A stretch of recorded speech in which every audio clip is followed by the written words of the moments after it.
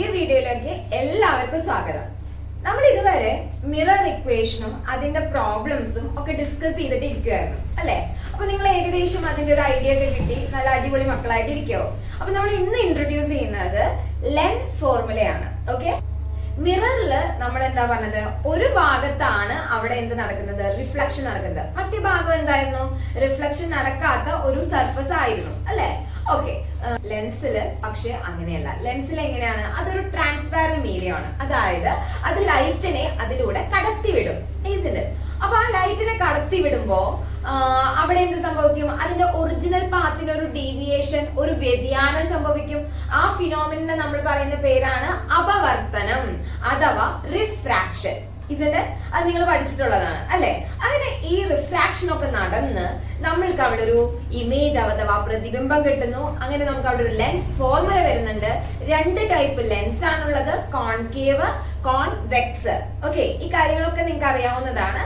അതുകൊണ്ട് ഞാൻ അതിലേക്കൊന്നും കടക്കുന്നില്ല. നമ്മളുടെ മെയിൻ ഉദ്ദേശം പ്രോബ്ലംസ് ആണ്. അപ്പൊ തിയറി നിങ്ങൾക്ക് ആവശ്യമുണ്ടെങ്കിൽ നമ്മൾ അതിന്റെ എക്സ്ട്രാ ക്ലാസ് ആയിട്ട് ഇടും. അപ്പൊ നിങ്ങൾ അത് കമന്റ് ചെയ്താൽ മതി. ഓക്കെ, അപ്പൊ നമ്മുടെ lens formula 1/f is equal to 1/v minus 1/u ആണ്.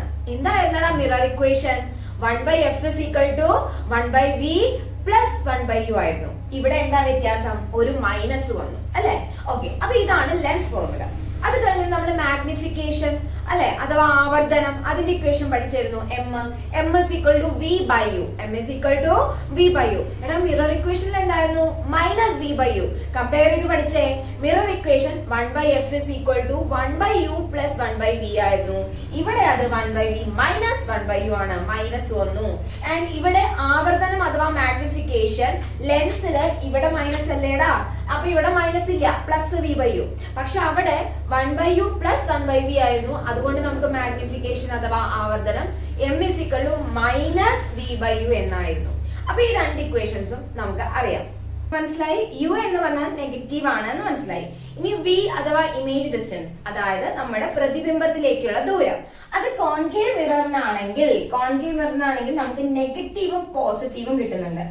നമുക്ക് ആ ടേബിളിൽ ഞാൻ പറഞ്ഞിരുന്നു, ആദ്യത്തെ 5 സിറ്റുവേഷൻസിൽ നമുക്ക് എവിടെയാ കിട്ടുന്നത്, നമ്മുടെ ഇമേജ് ലെഫ്റ്റ് സൈഡിൽ തന്നെയാണ് കിട്ടുന്നത്.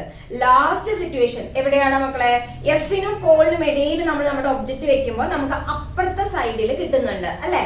അതാണ് പോസിറ്റീവ് ആയിട്ട് വരുന്നത്. സോ ഫസ്റ്റ് 5 കേസിൽ നമുക്ക് നെഗറ്റീവ് ആണ് കിട്ടുന്നത് നമ്മുടെ ഇമേജ് ഡിസ്റ്റൻസ്, ഒരു കേസിൽ പോസിറ്റീവ്. ഓക്കെ, അടുത്തത് കോൺവെക്സ് മിറർ ആവുമ്പോൾ നമുക്ക് എന്താ കിട്ടിയേ, പോസിറ്റീവ്. അത് എപ്പോഴും നമുക്ക് ഇറക്റ്റ് ആയിട്ടുള്ള ഇമേജ് ആണ് തരുന്നത്, മറ്റേ സൈഡിലാണ് കിട്ടുന്നത്.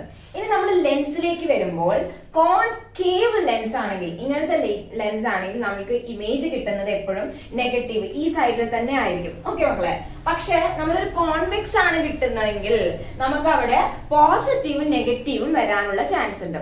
കോൺവെക്സ് മിററിന് അതേ സ്വഭാവം കാണിക്കുന്നവൻ ആരാ, കോൺകേവ് ലെൻസ് ആണ്. ഓക്കെ, ഇനി നമുക്ക് ഫോക്കസിന്റെ കൂടെ കാര്യങ്ങളൊന്ന് നോക്കാം.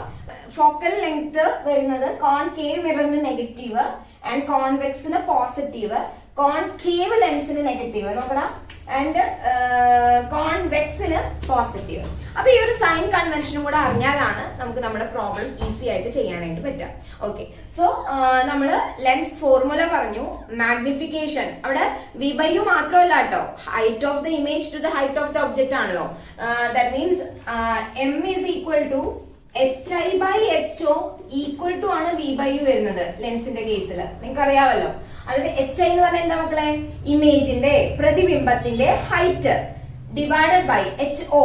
ho എന്ന് പറഞ്ഞാൽ എന്താ, ഒബ്ജക്റ്റിന്റെ ഹൈറ്റ് അഥവാ നമ്മൾ വെച്ച വസ്തുവിന്റെ ഹൈറ്റ്.